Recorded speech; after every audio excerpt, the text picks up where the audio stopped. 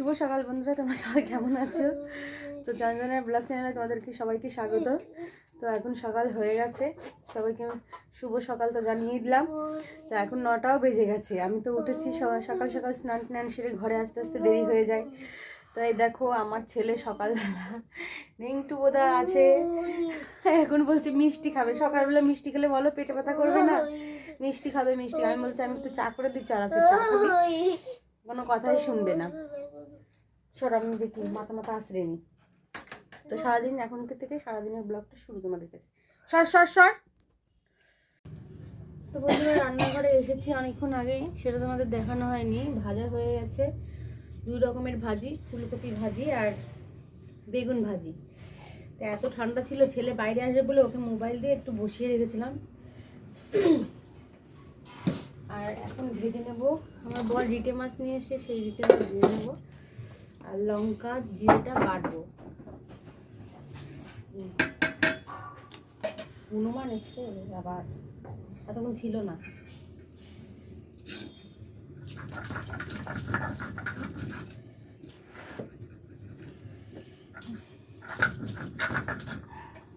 দেখতে থাকো রান্নাটা। এই মাছ রান্না করতে গেলে একটু পেঁয়াজ রসুন না দিলে ভালো লাগে না। তো পেঁয়াজ রসুন আদা টমেটো সব কুচিয়ে নিয়েছি।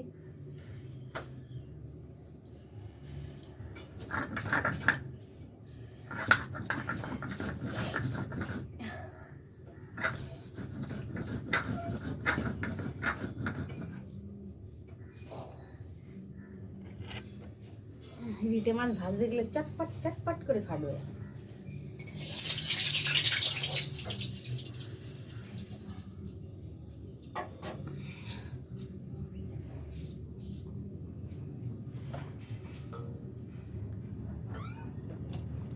আমার ভাজতেই ভয় লাগে রিটে মাছ, পরাত পরাত করে ভাজবে।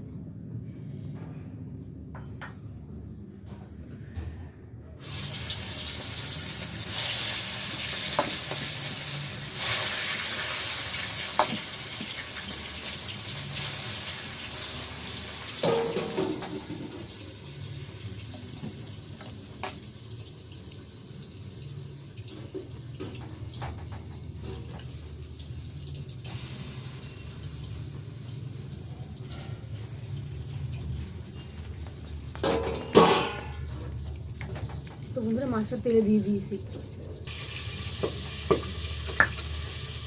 ডাল জুস করে ফুটছে মাছ ভাজা।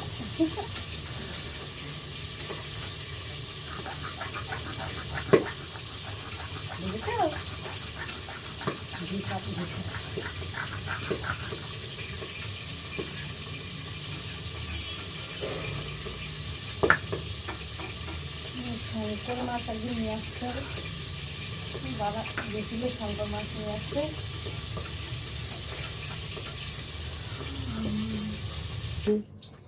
তো বন্ধুরা মাছগুলো ভাজা হয়ে গেছে, আমার মশলাও বাটা হয়ে গেছে।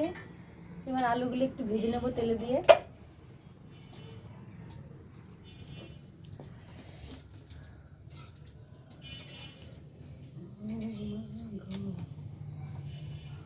ঠান্ডায় পুরো জমে যাচ্ছি। একটু রোদ্দুর উঠিনি আজকে, আবার 2টো জিনিস ভিজিয়ে রেখেছি, কি যে হবে।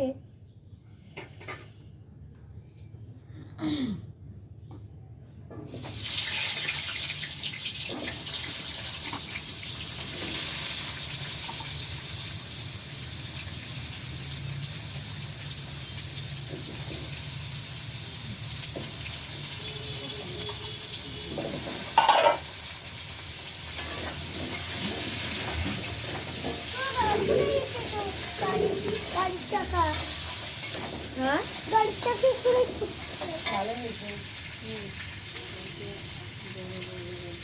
লাগাতে পারছি বাবা। বাবা কি চুরির মধ্যে টাকা রাখছে? গাড়ির টাকা, গাড়ির টাকা ভিতরে রাখছে।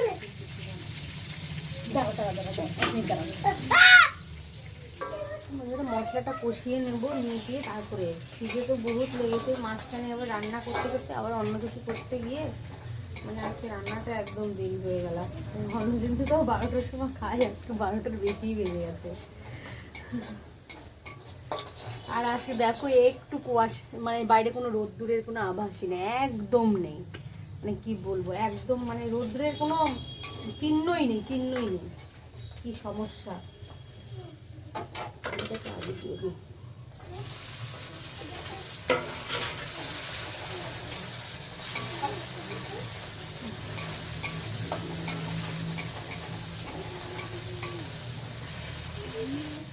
মশলাটা দিল কষিয়ে কষিয়ে।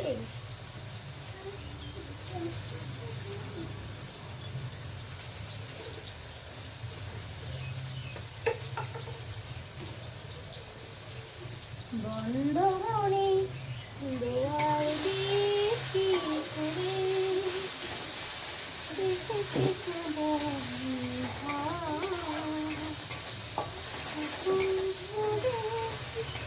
দেওয়াল শোনা তো কিছু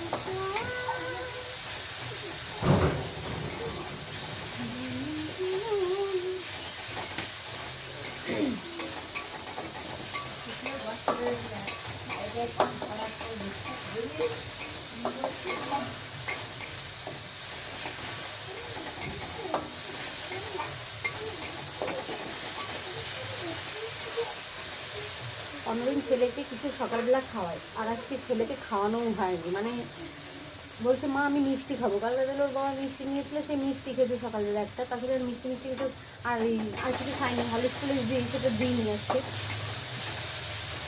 আর ও সকালবেলা হলে না খেতেই চায় না, মানে ওর খাওয়ার কোনো রুচি যেন থাকে না। আমি ওই জোরজার করে করে খাওয়াই, একবার দুইবার মুখে ভাত নেবে আর খেতে চায় না।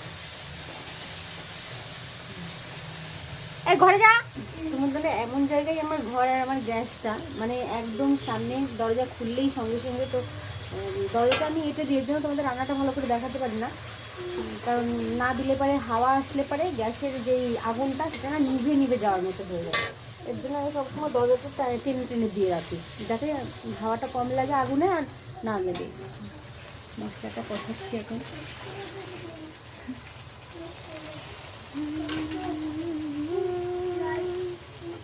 বেশি ভালো করে দেখাতে পারছি না, কারণ দরজায় লেগে যাবে, তখন ফোন টোন করে গেলে আর এক জ্বালা আমার, ওর তো আমাকে খেয়েই দেবে।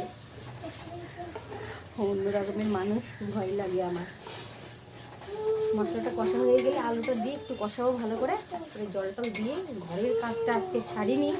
কালকে সকালে ছেলেকে পড়াতে এসেছিলো বলে বোধহয় আমি তাড়াতাড়ি করে করতে পেরেছি। মানে সকালবেলা উঠলে কি বলে যে সকালের কাজটা খুবই সুন্দর গোছানো হয়, আর একটু দেরি করে উঠলে এই যে দেরি। তারপরে আজকে কিছু মানে আমি বললাম তো আমার চান টান করার পরে কিছু, তবুও আজকে ভিজিয়ে তো দেখছি আজকে একদমই রৌদ্র নেই, একদমই। এখন 12টা বাজতে গেল, রৌদ্রের কোনো চিহ্নই নেই, আমার কি নেই। বাথরুমের সামনে যে রৌদ্রটা লাগে সেটাও দেখছি না, ছাদে যে আমার যায় ছাদে রৌদ্র লাগে সেটাও দেখছি না। মানে এখন আজকের দিনটা খুবই বেকার একটা দিন, বলার মতো নেই। রৌদ্র না উঠলে শীতের দিন, সেটাকে বেকার দিনই বলা হয়।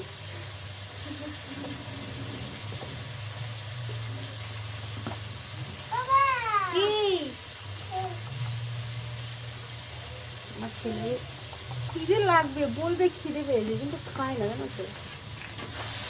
বয়স আমাদের কেউ বাড়ছেও না, এটাই হলো আমার সমস্যা।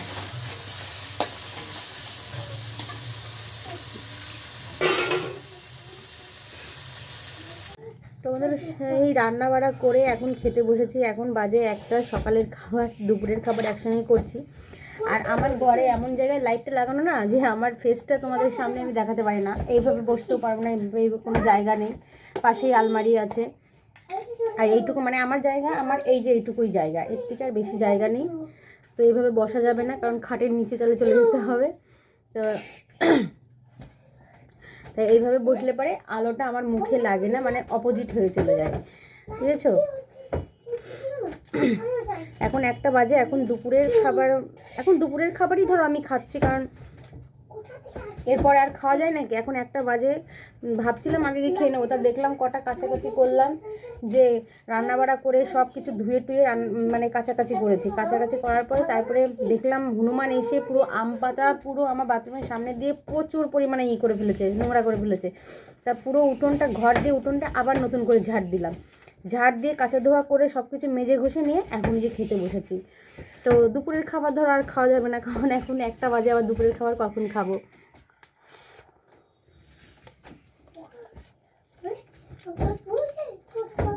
আর আজকে একদমই কুয়াশা এমনভাবে ঢেকে পড়েছে না, আজকে একদম একটুও রোদ ওঠেনি। এখন মানে 12টা সাড়ে 12টা আমার বাথরুমের সামনে একটু রোদ্র ওঠে, কিন্তু আজকে একদমই রোদ ওঠেনি। আর উঠবেও নাকি কোনো সন্দেহ, সেটাই ভয় পাচ্ছি যে কালকে আবার ওর স্কুল খুলবে। আজকে সোমবার, আজকে ধরো পিঠে মিঠে খাওয়ার জন্য স্কুল বন্ধ থাকবে, তো কালকে মঙ্গলবারে ওর স্কুলটা খুলবে, সেটাই ভয় পাচ্ছি। অতিরিক্ত ঠান্ডা লেগেছে, কালকে ও রাত্রিবেলা ওষুধ কিনে নিয়ে এসেছি, সে ওষুধটা খাওয়ানোর পরে তবুও দেখছি এখন একদিন তো আর সঙ্গে সঙ্গে কমবে না, না কদিন না গেলে পরে কী করে বুঝবো যে কমছে কি কমছে না। তো এই যে সারাদিন আমি বাইরে রান্না করছিলাম, ও বাইরে ছিল। এখন আমি বললাম এই ঘরে আয়, জোরে করে ডাক দিলাম, তারপরে আসলে বলছি আমি তো বাইরে খেলছি, আমি বাইরে খেলতে হবে না।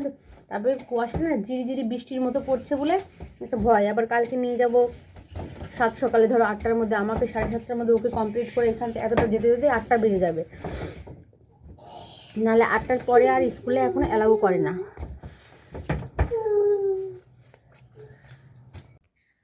তো বন্ধুরা আমার খাওয়া কমপ্লিট, এখন ছেলেকে দুপুরবেলা একটু বই নিয়ে বসিয়েছে, এই কারণের জন্য কালকে আবার ওর স্কুল আছে, আর ওর বাড়ির ম্যাডাম মানে হোমওয়ার্ক দিয়েছে, এর জন্য ওকে একটু লেখাচ্ছি। তাড়াতাড়ি তাড়াতাড়ি করবি, একা একা একদমই বসতে চায় না, পিটানো শুরু করলে ঠিক তখন ঠিক হয়ে যাবে, বুঝেছো, না পিটালে কোনো কিছুই হয় না। তো কালকে পিঠে বানানোর সময় পিঠেটা দেখাতে পারিনি, এই যে এখানে আছে তোমার কি কি পিঠে খাবো। এখানে আছে কি বলো তো বন্ধুরা, পাটিসাপটা আছে, পুলি পিঠে আছে, আর ভাজা পিঠে আছে। আমার বর রাত্রেবেলা দিয়েছে, বসে বসে টুকটুক করে খেয়েছে, বুঝেছো। এখন পিঠে খাওয়া হবে না, এখন আগে পড়া খাওয়া হবে। এখন কেবল খেয়েছিস, পড়া খাওয়া হবে বলছি কেন, এখন পড়া হবে। একটু আগেই চকলেট খেয়েছিস, পেটে ব্যথা করবে এখন নারকেলের পিঠে খেলে। তো বন্ধুরা আমি ওকে পড়িয়ে নিই, তারপরে কথা বলছি। আমি না পড়ালেও একা পড়তে চাইবে না, দুষ্টুমি করবে, তার জন্য একটু পড়িয়ে নিই, ঠিক আছে। তো পরে আবার দেখা হচ্ছে, পরে কথা বলছি। ওই এরিয়াটা সুন্দর করে দে। তো এখন রাখছি, আবার পরে দেখা হচ্ছে। তো শুভ সন্ধ্যা বন্ধুরা, সারাদিন পরে আমি তোমাদের সঙ্গে একটা খুশির খবর শেয়ার করতে আসলাম। তো সকালবেলার থেকে যেটুকু বলেছি, এবার আমি তোমাদেরকে একটা কথা বলতে চাইছি, মানে সেটা কালকে রাত্রে হয়েছে আমার সাথে। তো সেটার জন্য আমি আজকে খুব খুশি, খুবই খুশি। কালকে রাত্রির থেকে খুব খুশি, সেটা আমি সকালবেলা তোমাদেরকে জানাতে পারিনি। এখন বিকেল হয়েছে, সন্ধ্যা হয়েছে, এখন তোমাদেরকে বলছি। তো আমি এই কারণের জন্যই খুশি, কারণ এই দেখো দেখেছো, এটা দেখছো শাখা।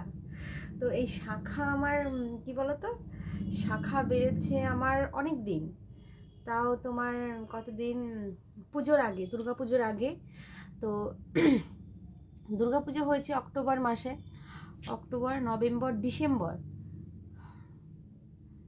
এটা ডিসেম্বর জানুয়ারি 4 মাস।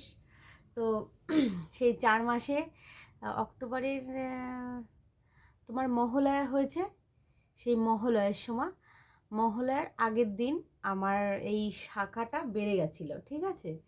তো শাখা বেড়ে গেলে, একটা শাখা বেড়ে গেছিলো।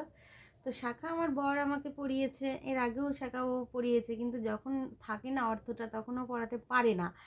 কিন্তু এই 4 মাসের মাথায়, মানে কি অক্টোবর, নভেম্বর, ডিসেম্বর, জানুয়ারি, তো 4 মাসের মাথায় এতদিন পরে আমাকে আমার বর কালকে বলছে এসে যে চলো তুমি শাখা পড়বে আজকে। তো তার জন্য আমি খুব খুশি, সত্যি খুব খুশি। এটা আমার খুব সৌভাগ্যের কথা যে সত্যি কথা, শাখা বেড়ে গেলে সত্যি মনের মধ্যে ভালো লাগে না, কিন্তু অর্থের অভাবে না 400 টাকা শাখার যা দাম, 400-500 টাকা, সেটা মানে কি বলবো। তো সেই কারণের জন্য আমি আর কি তোমাদেরকে কালকে রাত্রে ব্লগটা দিতে পারিনি, মানে কালকে রাত্রে যেটুকু সারাদিন কালকে করেছি সেটুকুই করেছি। তো আজকে আমি তোমাদেরকে এইটা শেয়ার করলাম যে আমার বর আমাকে শাখা কিনে দিয়েছে, আমি খুবই খুশি। তো বন্ধুরা আমার ব্লগটা কেমন লেগেছে বলবা, হ্যাঁ। আর স্বামী যদি, মানে কি বলতো, সত্যি কথা, অর্থের জন্য অনেক সময় মানে মানে একটা জিনিস কিনতে চাইলেও কেনা যায় না। আর শাখা বিশেষ করে মেয়েদের হাতে না থাকলে ভালো লাগে না, এই শাখা। তো মেয়েদের শাখাতেই সুন্দর লাগে, বিশেষ করে আমাদের বাঙালিদের শাখা পরলে খুব সুন্দর লাগে। শাখা শুধু যদি ভালো করে পরো না, সুন্দর লাগে। তো আমি না মানে শাখাটা পরেছি, মানে শাখা এক হাতে একটা ছিল, বেড়ে গেছিলো বলে। তো তখন একটা লাল পলাও বেড়ে গেছিলো, লাল পলাটা তারপরে আমি আর কিছুই পরতাম না, একপাশে মানে আইস্তে থাকতো আর একপাশে শাখা থাকতো। তো আমি পিসির বাড়ি ঘুরতে গেলে আমার দিদি এই পলাটা আমাকে দিয়েছিল, যে এটা ওটা করে তা পলাটা আমাকে দিলে পরে ওই দিদি বাড়ি মানে পিসি বাড়ি বেড়াতে গিয়ে আমার মানে পলাটা বেড়ে গেছিলো। তখন আমার আমার দিদি আর আমি, মানে আমার দিদি, আমার মা, আমরা এই তিনজনে গেছিলাম আমার ছেলেকে নিয়ে। তো আমার দিদি বললো এনে এই পলাটা নে, ওর হাতে শাঁখা ছিল বলে ও শাঁখাটা পরে আমাকে পলাটা দিয়েছেন। তো তারপরে কালকে বর এসে বলছে চলো, তো আমি খুব খুশি, সত্যি খুব খুশি। সেই দিদির পলার সাথে এই শাঁখাটা পরে এসেছি, দেখো শাঁখাটা কেমন সুন্দর লাগছে, কি ভালো লাগছে তোমরা কমেন্ট করে প্লিজ বলো। আর কি বলো তো, মেয়েদের হাতে সত্যি শাঁখাই সুন্দর লাগে, খুব সুন্দর লাগে শাঁখাটাকে দেখতে। মনে কিছু মনে করো না, কারণ আমার খুব খুব আমি খুশি। মানে শাঁখার দামের জ্বালায় পরতে পারছিলাম না, তো আমার বর হট করে কালকে কি এমন হয়েছে যে বলছে কি চলো শাঁখা পরিয়ে নিয়ে আসি। সত্যি মানে কিছু কিছু মুহূর্তে আসে একটা মানুষের উপরে সংসার চলে আর কি, ওর টাকাটা না বেশি ধরে রাখতে পারে না, এটা হলো সমস্যা। না হলে শাঁখা পরতে কতক্ষণ। তবে কালকে আমি খুব খুশি হয়েছি। তা বন্ধুরা, এখন সন্ধ্যা হয়েছে, তো আমি আর বেশি কিছু বলবো না, আজকে এখান থেকেই আমি শেষ করলাম ব্লগটা। তো তোমাদেরকে কেমন লাগলো আমার মানে ব্লগটা, তো সেটা তো বলো। আর এইটা ভালো, এই ব্লগটা ভালো লাগলে তো লাইক কমেন্ট শেয়ার আর ছোটো করে একটা সাবস্ক্রাইব অবশ্যই করে দিও। জানি আমি সেরকম ভালো পাই না, তবুও প্লিজ একটু দেখো, ঠিক আছে? আজকে খুব খুশি এই কারণটার জন্য। তো রাখছি, ভাই ভালো থেকো তোমরা, ঠিক আছে? শুভরাত্রি আগের থেকেই বলে দিলাম।